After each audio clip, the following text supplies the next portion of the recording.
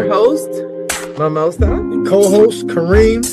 Welcome to Sometimes We're Boujee and Sometimes We Hood, to healing, navigating grief.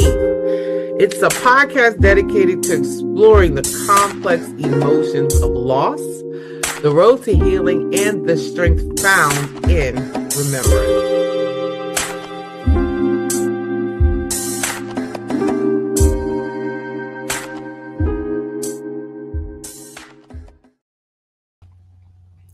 Welcome in, everybody. It is Auntie Mimosa, and welcome to Sometimes We're Boujee, Sometimes We're Hood, a podcast dedicated to exploring the complex emotions of loss, the road to healing, and the strength found in remembrance, where we speak truth about loss, healing, and everything in between. I'm your host, Auntie Mimosa, and whether you're in the depths of grief, slowly learning to live with loss, or supporting someone on their journey, this space is for you. Grief is deeply personal. There's no timeline, no rule book, and no right way to navigate through it. But through shared experiences, honest conversations, and moments of reflections, we can find comfort, understanding, and hope. Today, we're just going to have a candid conversation about grief. And we've talked about this before as far as how grief can just show up in your life at any given moment in time. And if you've ever felt the pressure to move on or get over it after a loss, then you've truly run into the idea of the stages of grief. And we know them all: denial, anger, bargaining, depression, and acceptance. And of course, there's two others that have been added to the five stages, which is acceptance, and my brain. My brain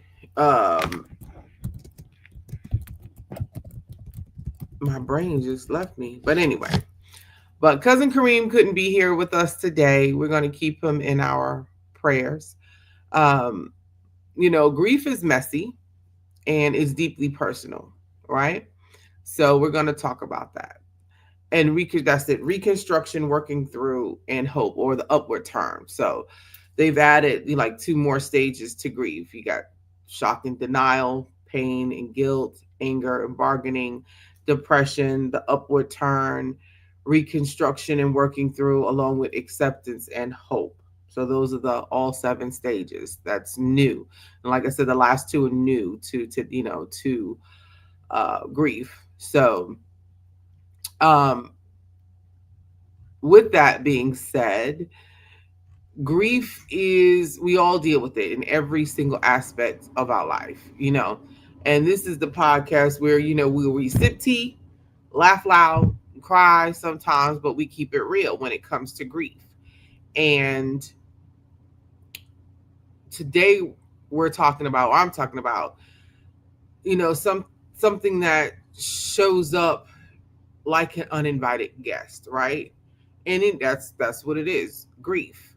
And not the kind that you can schedule, plan for, or pray away. We're talking about grief that sneaks up at the grocery store, in the middle of a comedy show, or while you're just trying to live your best life, right? Grief doesn't always come dressed in black. Sometimes it shows up while you're in the aisle of the grocery store, when you hear a song that your mom used to play, or grandma, auntie, brother, sister. Sometimes it shows up when you smell barbecue and remember that uncle who used to be like the grill master. Like whenever, it comes to food or things as big vegetables that's grown, I think about my Uncle Wes, who's no longer here. And yes, grief isn't just anniversaries or funerals. It's those random Tuesday mornings, like when you making yourself a cup of coffee, or a tea, or you go to pick up the phone to call that loved one who isn't here anymore, right? So, and I always, say that grief is the extension of love, right? It is the extension of love. Um, and I've said that grief is love with nowhere to go, right? And, I know that has stuck with some people, you know, because all that love we have for that person, all those moments, all that energy, it just does not disappear.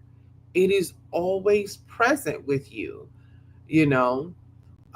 It's like it's the love that you still have for them. It's alive inside of us. And the only difference is the person we normally give it to is not here anymore. So grief becomes the overflow. It's a reminder of the love that didn't go away when they did. But it just shows up unexpectedly, right?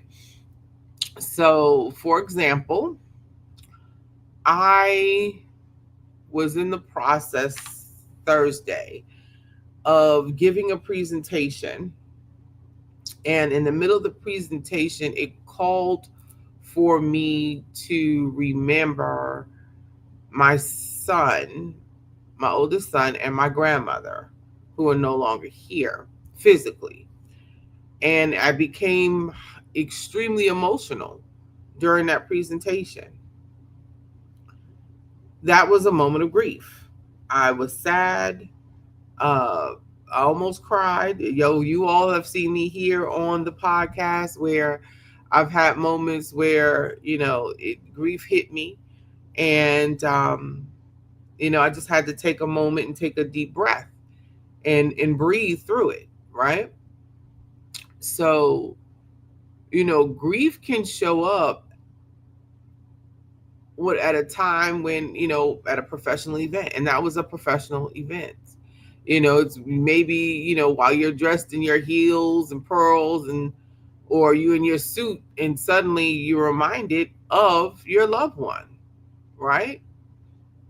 So, even bougie spaces, grief will roll up like, yo, I'm the guest here too on the guest list. Even you know, that's how it does. And, here's a question for you, like, where has grief surprised you lately in your life? Like, when has it come through when you least expected it? As I said before, like, it's come up with me here on the podcast. It's showed up when Thursday when I was doing a presentation. It's showed up when I was at work. It may have come out in anger, but yeah, grief just it shows up unexpectedly. It shows up when you least expect it. It shows up when you could be in the middle of what you consider one of your happiest moments, right? Grief can show up when you're not thinking about it. Showed up. You could be in the kitchen cooking, having a good old time, and all of a sudden, here you go thinking about mom, grandma, auntie, whoever, and then bam, now you're hit with it. You're in a mood. You know, you're feeling sad. Sometimes you laugh through it. Sometimes you cry through it. So, grief arrives in everyday situations. You could be riding public transportation, walking to the store, you know. Um, you can be, you have a t-shirt, going through your t-shirt drawer, what you gonna wear today? And you see a in memory of t-shirt of your loved one, you know. Um, it's both grief is both private and public, you know. It's both bougie polished and hood raw. That's what grief is. It's not, everyone has their own way of dealing with grief, right? Um, it shows up at the least expected moment, the least expected moment. And I know, just to share with you all, it's like I received a phone call this morning from one of my clients. As you all know, during the day, my Monday through Friday, I work in behavioral health and mental health.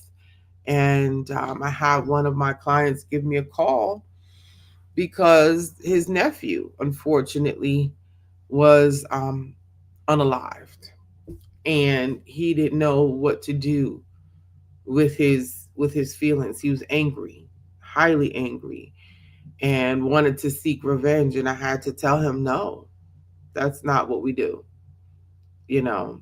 And I explained to him that, you know, we he has to understand that both families are now dealing with grief on different levels.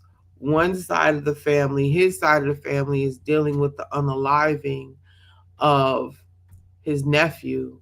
A mother, his sister, rather, his brother is dealing, his brother and the mother of his nephew is now dealing with the loss of a child suddenly. I believe the nephew was 14 years old.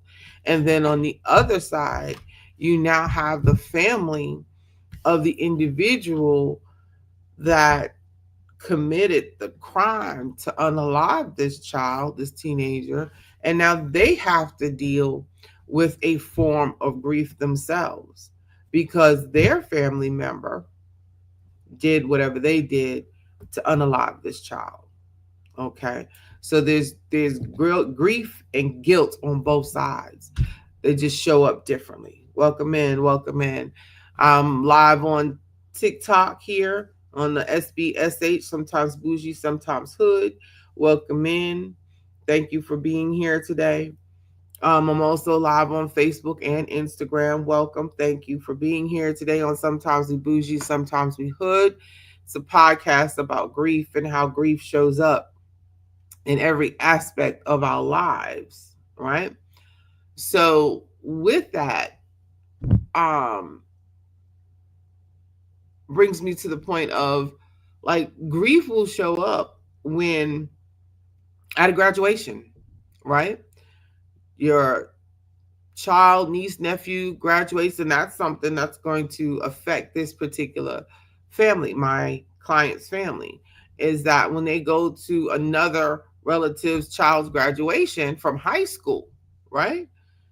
They're gonna have those mixed feelings of grief, like this should be my child graduating, walking across the stage, graduating, and they're not here, along with like a joy and mixed feelings of probably missing a grandma or a grandpa or a great aunt or a great uncle, right? So with that, it's amazing how just about every major occasion or even minor occasions bring forth grief about a loved one. Like we said, there's no normalizing grief at all. And like I said, when I say there's no normalizing grief, there is no order for it, no order whatsoever. You can go from, or you can start off being angry and then go from angry to being depressed, from being depressed to being uh shocked, to thinking you're on the upward turn, to things where your emotions might settle and you accept it. And again, something may happen to where you're you're reminded, and it comes right back to you, and it comes right back to you. So that's why I always say in the beginning and at the end of this podcast is that, grief, there is no right or wrong way. There is no rule book. There is no just get over it or just move on or move past it. It is personal. It is deeply personal. And how you handle it your way is your way. No one can tell you that you're supposed to just get over it and move on. Could you imagine how I would have felt when I did my presentation on Thursday and someone would have told me I should have been over this because my I lost my son in 2021 and my grandmother, both 4 months apart from each other. I probably would have exploded on them. I would have exploded because you can't tell me, you know. And then my presentation may have triggered someone else to experience grief in that presentation. So therefore, there is, again, there is no right, there is no wrong, there is no get over it, there is no push past it. It is a part of our everyday lives. It is the love that grief is the love that we can no longer pour into that individual because they are no longer here. It's an extension of that, right? It's an extension of it. Like you said, it's public and it's private. It's bougie polished and hood raw. You could be sitting at a cookout. You could, reflect on how, different environments carry out their memorials. Balloons placed at, you know, balloons and flowers placed at grave sites, or memorial sites, depending on where the individual, depending on the situation of how that individual um, became unalive, whether they transitioned, was it an accident? For myself, we have a memorial site in Wilmington, North Carolina, that I have decorated for my oldest son. His initials are done in rock, and his friends go and they put different things down when they go past it on the side of Carolina Beach Road there in Wilmington, North Carolina. They On his birthday, I put a balloon on there. There's a cross there. Um, his favorite, alcoholic beverage is there. Different things are there, placed there in his honor and in his memory. Um, so yes, you know, and again, everyone has different ways of dealing with grief. Someone might laugh at a funeral, then cry, years later at the on the anniversary. Again, it's how people or how an individual deals with it, right? It's how they deal with it. And of course, there's, different types of coping tools. You all have heard me talk about coping tools for when grief surprises you, right? Now, of course, you cannot always journal, especially if you're not in a space or atmosphere to journal. So if you're driving, you wouldn't pull over to journal uh, your grief moment. You can record it, you can talk, record it. If you can, you can give yourself permission to revisit the feelings. Like if you're in a space where you can journal, if you're at home and grief hits you and you can journal without forcing the stages, then go for it. But like I said, if you're in a car and you're driving, pull over, be safe. If you have to voice record your feelings, do that. If you have a pen and a piece of paper, or if you even use your phone, just type in, on the notes how you're feeling at that moment. Then gather yourself together and get back on the road.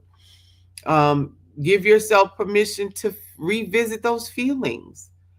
Give yourself permission to revisit your feelings at that time and understand or comprehend where they're coming from. Why are you feeling sad? Why are you feeling angry? What's the trigger? uh use use your community resources and networks. You have grief groups, faith communities, or just that one best friend that you ask to hold space for you while you're in that grieving moment, right? Then there's mind and body practices, breathing, stretching, walking. Let me tell you all, I have found the best breath work um, videos on YouTube that help me through my grief and help me daily to remain calm and to stay focused. So if you're into breath work, that is something to do. Look it up on YouTube. Breath work, breathing exercises. And then shifting your language from moving on to moving forward.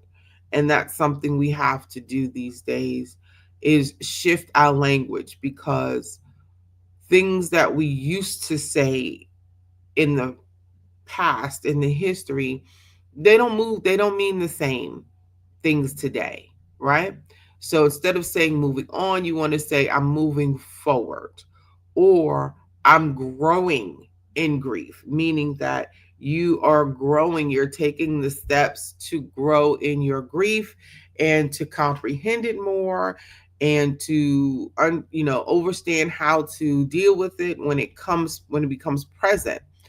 um shifting shifting. And I always say I don't like to utilize the word change, because when you say the word change, people have a tendency to tense up or close their mind to a subject matter. So I like the language shift. And the reason I like that concept is because life is like a highway. Life is like a highway, right? There's always construction, meaning there's always growth going on. Highways growing. I mean, and when you think about it, think about, with this concept, how the highways we drive down and the streets we drive down every single day, they were once one lane roads, right? They were once probably horse and buggy, one way horse and buggy that were, carved into the ground. And you knew that was kind of a road most frequently traveled. And then as time progressed and cities grew, the highways and the streets grew. Okay, they went from one lane to two to three to four to five to six and so on. And now you got overpasses and bridges and so forth. But with that growth, there's warning signs when there's construction, right?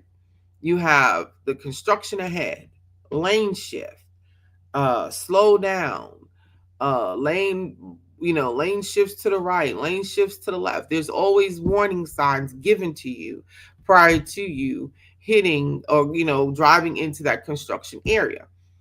But you have an option. You do have options. That's the one thing about life, and that's the one thing that we are all given. We are giving that mind to make decisions. You have a decision to make. You can keep straight and run into that barrier, or you can follow the lane shift, right? And what happens when you run into that barrier? You tear up your car, you have an accident. Not only do you cause an issue for yourself with the accident, you're going to cause maybe the car behind you, car next to you, right? And then what takes place? Fire department, police, ambulance, preferably nobody's hurt, in a physical accident, but I'm using this as a scenario. But you got the fire department comes out, police comes out, ambulance comes out, traffic is now stopped, delayed. Here comes the cleanup crew, right?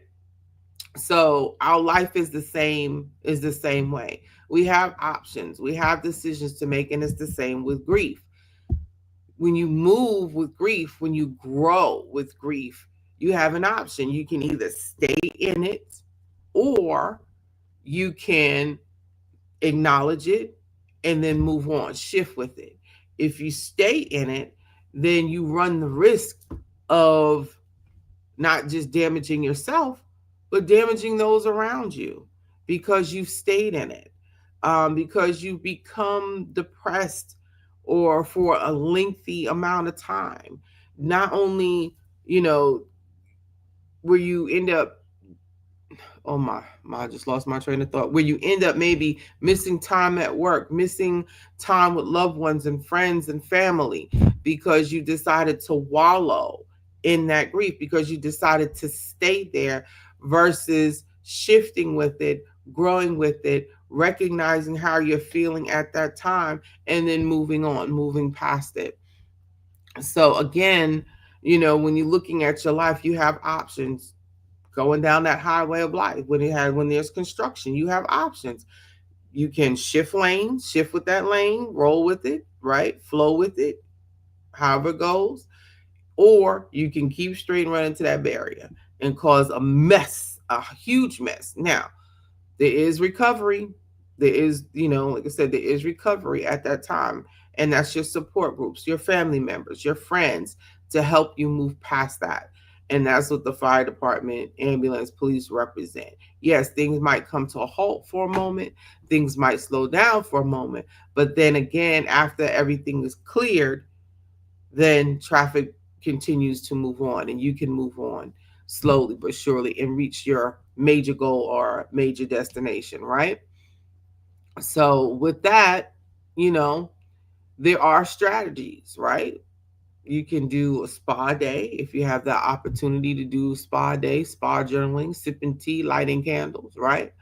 Or take a walk, blast music, cook your mom's or grandma's favorite recipe and let the tears fall, right?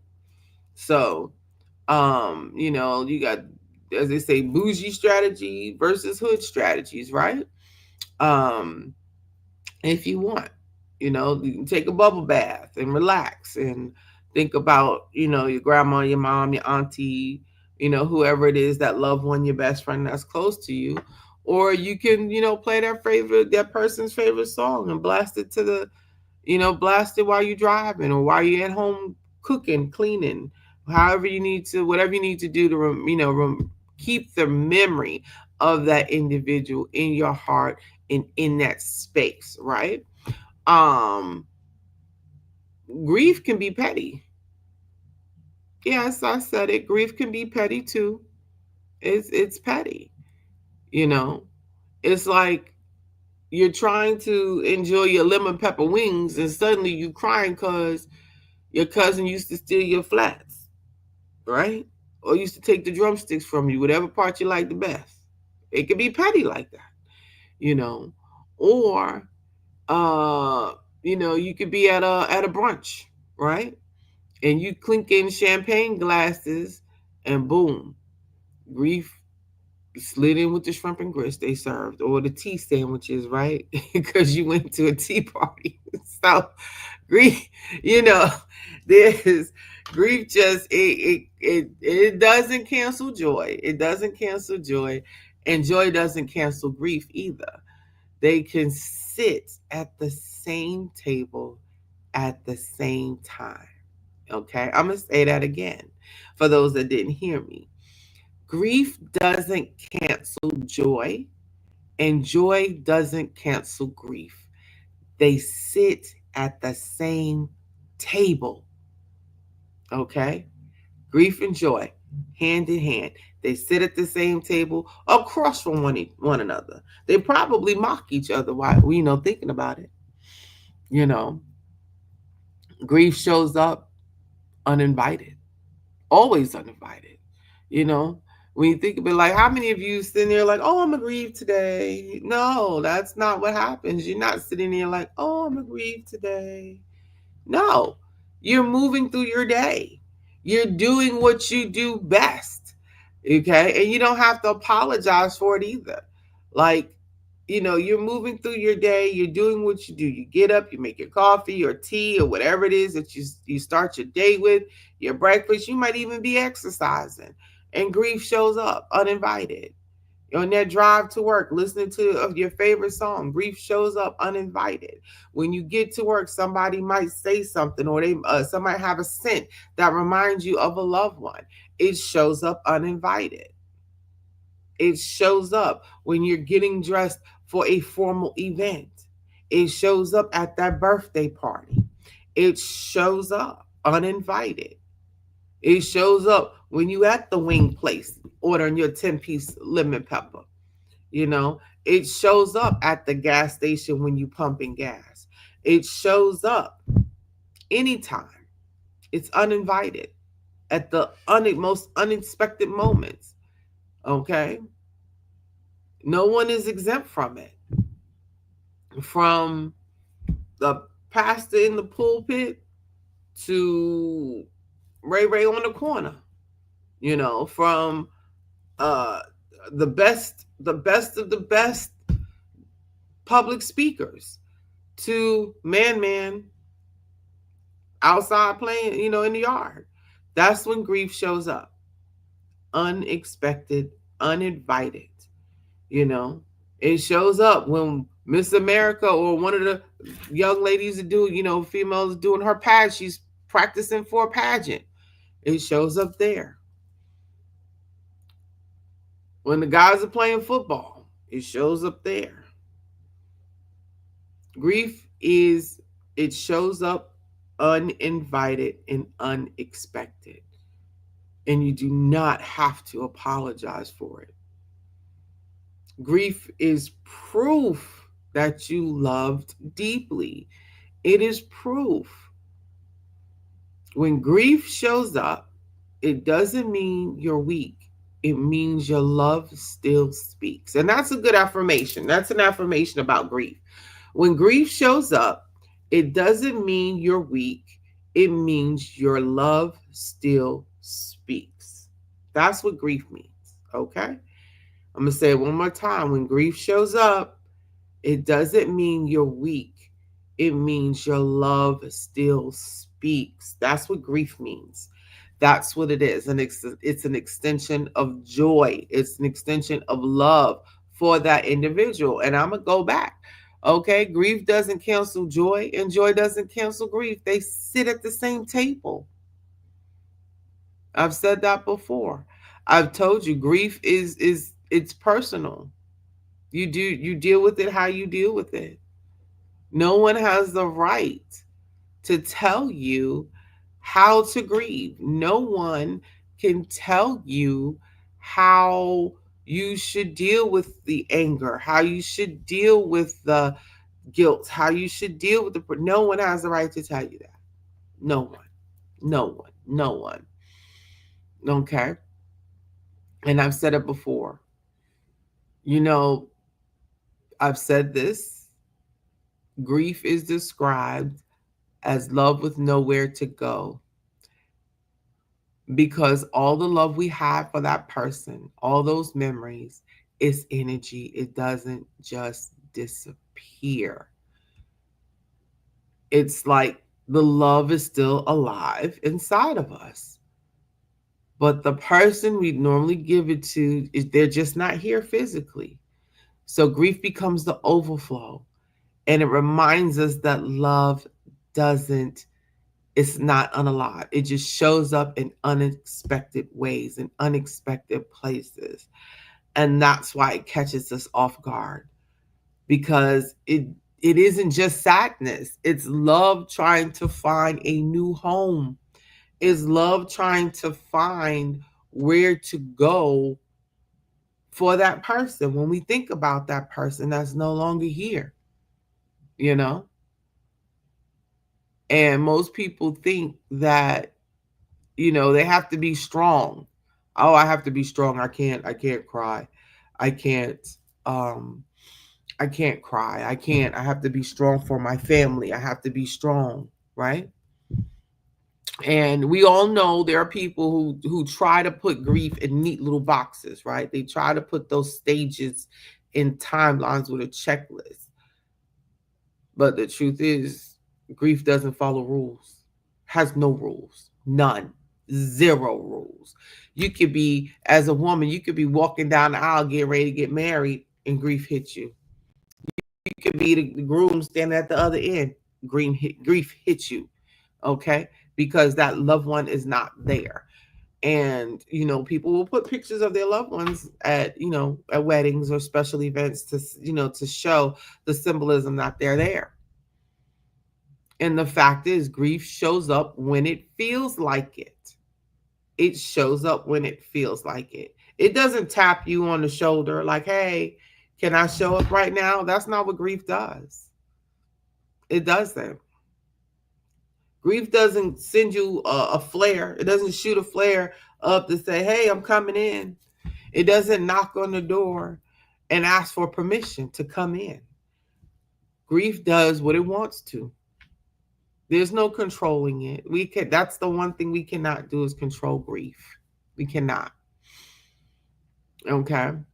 because all the love we poured into that someone, all those moments, all that energy, as I said, it does not vanish because they're not here. It doesn't go away. It doesn't go away.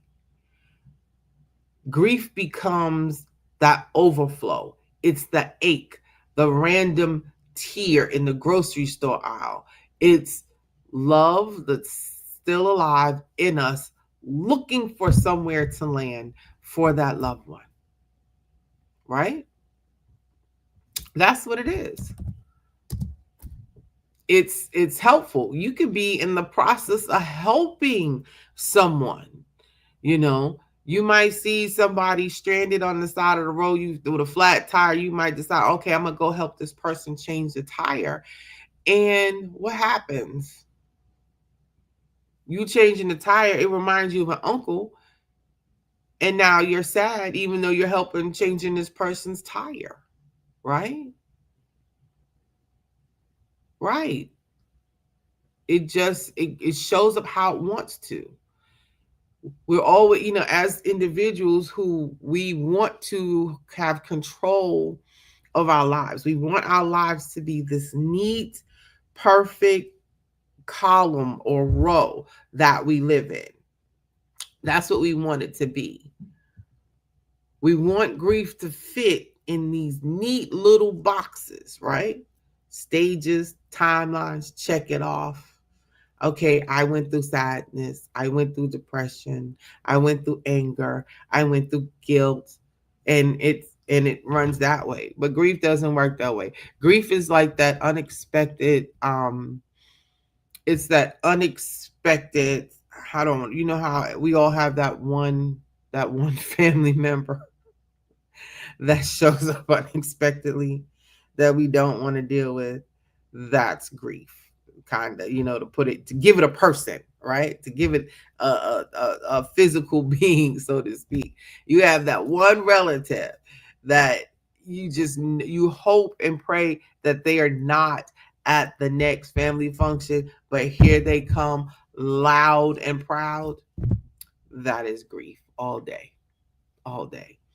Comes in unexpected. Sometimes it can come in loud. Sometimes it can come in soft, quiet. But no, it does not. And no matter how hard you try to put it in a cute little neat box with a bow on top, grief doesn't work that way. It doesn't stay there because it doesn't follow the rules, right? It shows up when it feels like it. It does. It shows up when it feels like it. So again, like I said, on Thursday, for example, myself Thursday, I'm in the middle of a presentation, in the middle of a presentation, Thursday night, and bam, it hits me because I had to relate my presentation to the loss of my son and my grandmother. And it hit me just that hard. I wasn't expected that. Now I practiced this presentation. I practiced my presentation over and over and over again, standing in front of the mirror. Went through, got through that portion. Did not have any moments at all the whole time I practiced. But the moment I stood up in front of all those people, the moment I stood up in front of that panel and gave my presentation, and I got to that portion, got to that part, that's when grief hit me. And I just had to take a deep breath, breathe through it, take a moment, pause for a moment, and then I pushed through and finished pushing through. So even in bougie spaces, grief will roll up like I'm here, I'm on the guest list, right? I'm here. I'm with you. Grief rolls with you. It goes with you everywhere. Everywhere. It's just a matter of when it's going to decide to say, I'm coming out.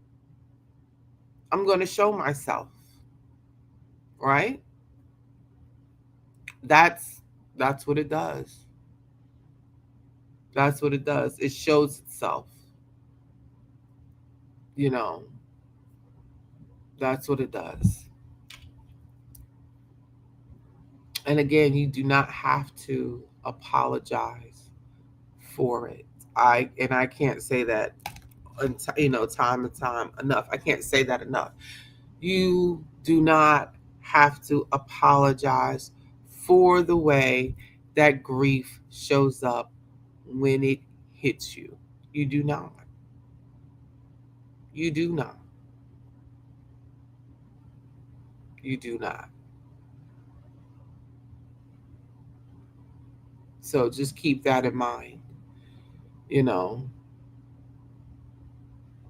grief is like it's the moment when you're in disbelief, right? But you keep a polished face even though your whole world just cracked.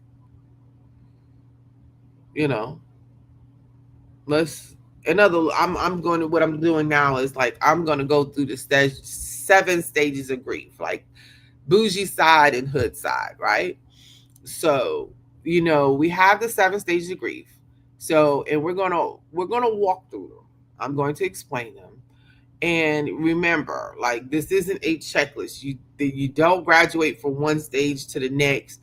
You bounce around. You might skip one, circle back years later, plain and simple, right? And I always say this. So stage one, shock and denial. The bougie side of it, like I said, it's like it's that moment when you're in disbelief. You keep a polished face, even though your world just cracked. Your whole world just imploded, right? The hood side is, or you can be like, nah, this ain't real. You're lying, right?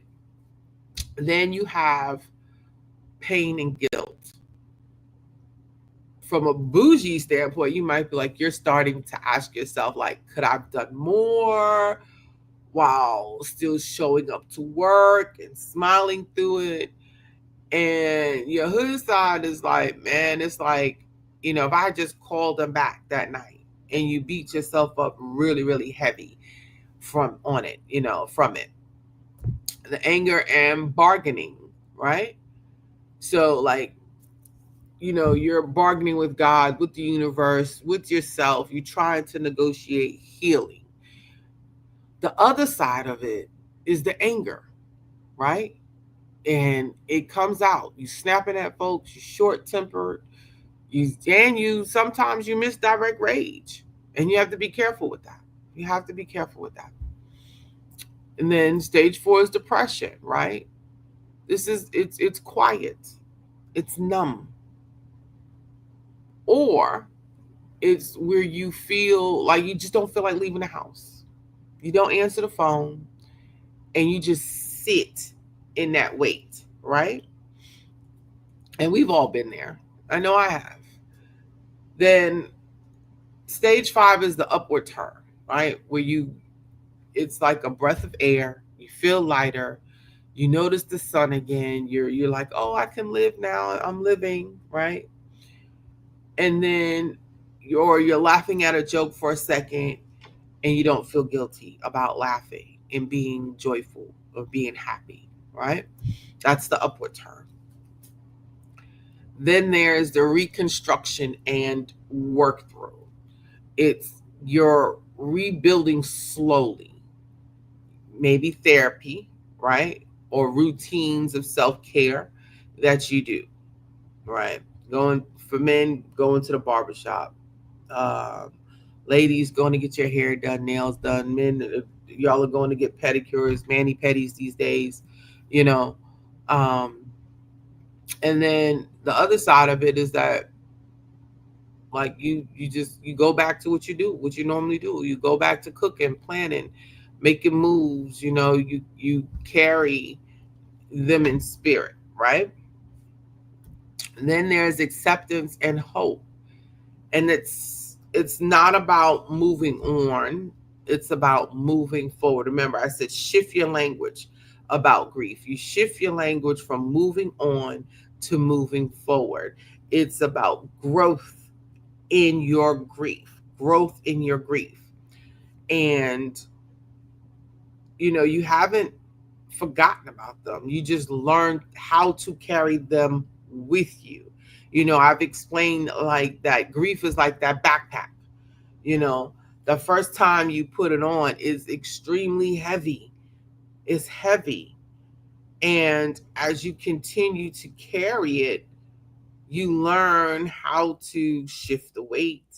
You learn how to what's like really important to carry in it and not not to, what's you learn what's important to carry with you, what to take out, when to utilize it, when not to utilize it, right? That's how grief is like that backpack with everything you have in it, you know. Um and here's the thing, like these stages, again, I said, they don't come in any particular order, and they don't come all at once. They circle back. They circle back. You might skip a stage, right? And then you look up and here we go. And when grief comes at the most unexpected times, it could drop you right back into any one of these stages. It could drop you right back. It could take you from being angry to feeling grief, to then being in denial, to being depressed, to have the upward turn, to working through to acceptance and hope. It can actually work backwards. It could skip around. There's no order. No order. Right? And it comes again, it comes at the most unexpected time. It can drop you right back, right back. You know, and again, you take grief with you everywhere, everywhere you go. It's in everything you do, right? And again, the affirmation is when grief shows up, it doesn't mean you're weak. It means your love still speaks. That's a great affirmation. It's a great affirmation. I'll say it again. When grief shows up, it doesn't mean you're weak. It means your love still speaks, right? I always say that, grief is not, it's messy. It's messy. As I said earlier, grief is petty. It does what it wants to do, right? It really does. There's no right way to grieve. There's no wrong way to grieve. It's just there. It is there, right? It is there for you to experience. It is there to show that extension of love for your loved one. And again, we all know there's truths about grief. It's unexpected, it's petty, and it's always there. It's an extension of love. It's an extension of love. That's what it is. That is what it is. So I know this week I will be prepared to deal with my client and assisting them with their grief and loss this week. I encouraged him to make sure that he stays underneath one of the other counselors um, in the event that there's a breakdown while he's there at group. Um, so I know to lean in stronger with them while, throughout this week while I'm there, because the support is needed, is very much needed. And that's the one thing I'm glad that he reached out. I'm glad that he felt comfortable enough to give me a call this morning. And usually I don't answer the phone for my clients on the weekend because Saturday and Sunday, that's my time. That is my time. That is my time to rejuvenate and to, get myself ready for the week. However, something told me to answer the phone when I saw his name pop up. I was like, "Oh, something must be wrong because this is an individual that doesn't always call me when that doesn't call me on a regular basis." So I knew something was wrong when he called um and I answered that phone. So with that, thank you all for joining in over there on TikTok world. And of course, this with this podcast, I cannot always follow, as they say, the TikTok rules of engagement and thanking people and consistently joining, because I am streaming live on Facebook, on Instagram, and to YouTube. And you all are catching me here, so I cannot always do that interaction with the TikTok fam like I would like to. Um, and to say hi to everybody that comes into the room. And I don't always announce on TikTok when I'm coming live either. It's just, I just pop in and here we are. But I'm always live every Sunday from 6 p.m. to 7 p.m. Eastern Standard Time. Sometimes we do have a recorded show if there's some things going on with myself and Cousin Kareem, and we're not able to be here for you all. So we'll run a rerun to get make sure we all staying on task and reaching everyone about this topic, because grief is something that people do not talk about. Grief is something that people don't know how to talk about, really. They don't know how to address it. Yes, there's grief. A lot of churches have grief support groups, but outside of that, no one is really talking to the general public about grief and how to handle grief in every single aspect of life. And that is what Sometimes We Bougie, Sometimes We Hood. This is what we do. We talk about grief in every aspect of life, not just about the loss of loved ones and individuals that's close to us, but we also talk about grief from losing employment, grief in from a breakup in a relationship, grief in navigating through every single everyday life. We talk about grief. We talk about grief and mental healthness, grief and addiction, grief and everything, because grief is a huge and major part of our lives, and we have to navigate through it. We have to learn how to navigate through it.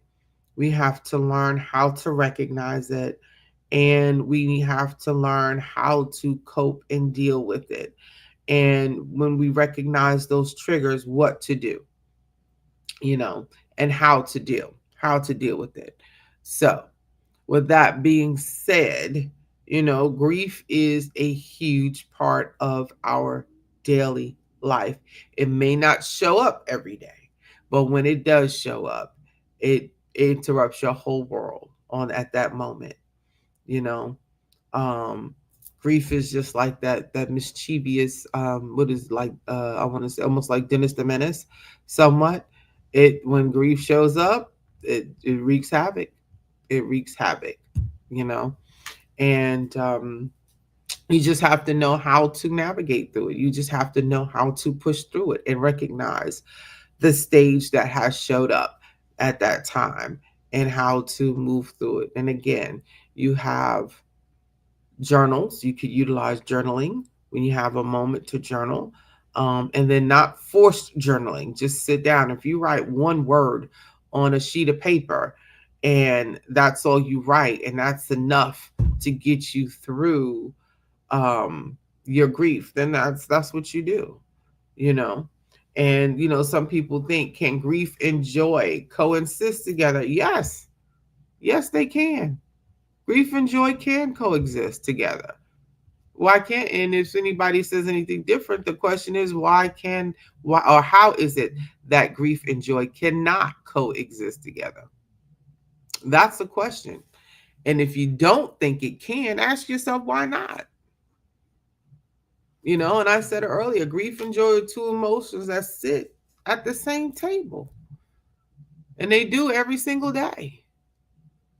Yes, you can laugh and joke one minute and be crying the next. You can be at a birthday party smiling at pictures and your heart still feels heavy. So, yes, grief and joy can sit at the same table. They can be there and deal with, and be in that same spot. Hey, Gigi, yes, grief and joy can, you know.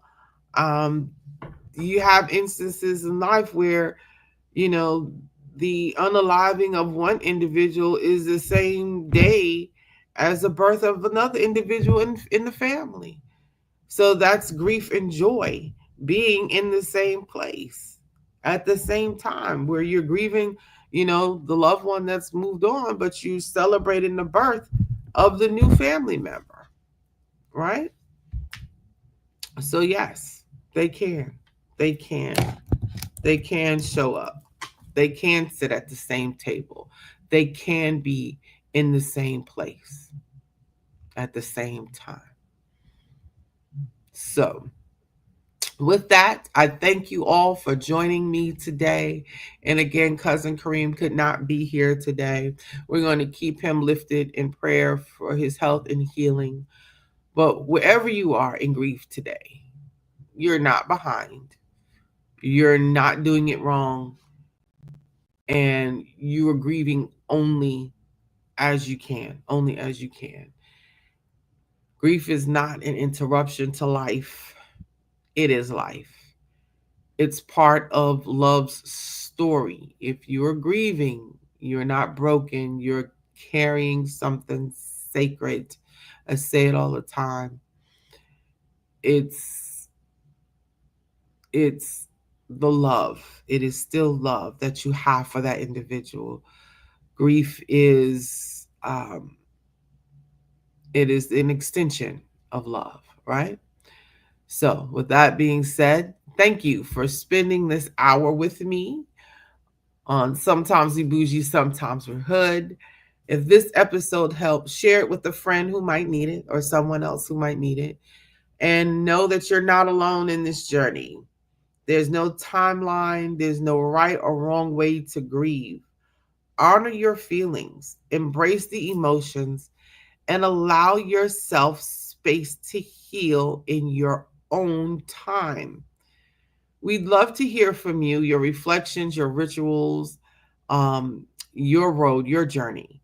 And you can connect with us on Instagram at Queen of Life Empowerment or on SBSH Grief Podcast, on Facebook at Sometimes We're Bougie, Sometimes We Hood, and of course on TikTok, couldn't get that out. Sometimes we're bougie, sometimes we're hood. So, and of course, like, share, follow, comment. Let us know how we're doing, if we're doing a great job here. And you can also email us at sometimes we're bougie, sometimes we're hood at gmail.com. If you would like to be a guest on the show, you can contact us at any one of our social medias as well as email us at sometimes we're bougie, sometimes we're hood at gmail.com. Until next time, be kind to yourself, hold space for your emotions, and remember, you don't have to walk this road alone or in silence. Your love is your light, and it still matters. So take gentle care of yourself.